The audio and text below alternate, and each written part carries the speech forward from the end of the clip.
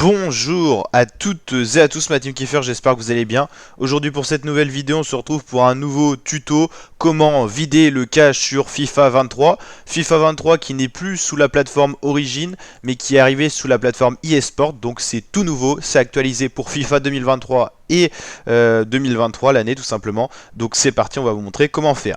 Alors là, vous allez prendre votre clavier et vous allez faire l'invite de commande Windows R. La touche Windows, c'est la touche avec 4 petits carrés qui forment un rectangle. Et vous faites en même temps la touche R de votre clavier. À ce moment-là, vous avez la commande exécuter qui va arriver. Alors pour aller consulter tout simplement un programme, une application plus rapide que d'aller chercher où elle est vraiment localisée, vous allez mettre pourcentage, programme data, pourcentage et le slash. Si vous mettez cette invite de commande là, vous allez avoir tous les programmes de votre ordinateur. En fait ça c'est quelque chose qui va vous permettre d'aller checker tout le cache de vos logiciels et tout ça, pour voir par exemple des fois pourquoi certains jeux qui marchent avec des plateformes en ligne ne marchent pas.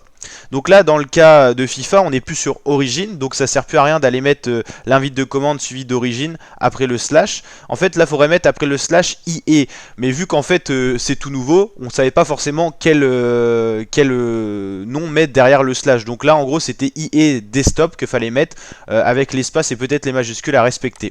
Une fois que vous arrivez là, si vous avez vraiment un problème de cache, il faut supprimer le log. En fait le log c'est tout ce qui va vous permettre de vous connecter, login en anglais. Donc tout ce cache là qui est actualisé à chaque fois que vous jouez, faut le vider. Alors surtout si vous avez un problème qui est récent, n'hésitez pas à regarder depuis quand le problème date et supprimer seulement le dernier dossier qui vous permettra en fait de supprimer le cache récent qui vous fait par exemple bugger le lancement d'un jeu. Donc là c'est dans le cas de FIFA 23, mais ça peut être dans le cas d'autres jeux.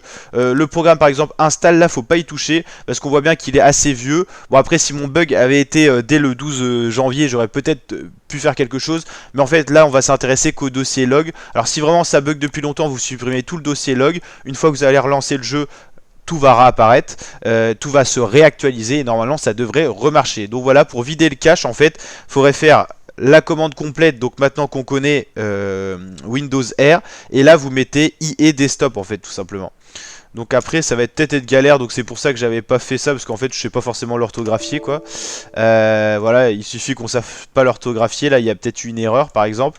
Donc c'est beaucoup plus facile de mettre comme ça.